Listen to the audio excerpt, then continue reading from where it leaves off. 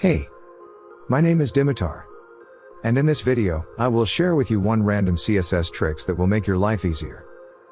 And before we get to our video, make sure to subscribe for the channel, because I come up with regular videos to improve your front-end and back-end skills.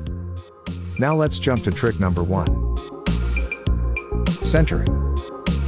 Centering is challenging, considering that it relies on what you're trying to center. Let's get a look at the CSS of things to be centered, based on content. Text message is centered using the text align center.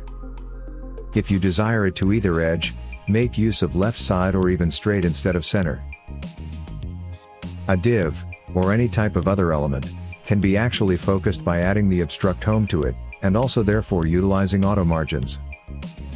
The CSS would look like this. The explanation I put anything under 100% for size is actually considering that if it was actually 100% wide, then it would certainly be full width and wouldn't necessity centering. It is actually most ideal to possess a taken care of size, such as 30% or random pixels, and so on. If you enjoy this simple CSS trick, hit the like button. See you in next video.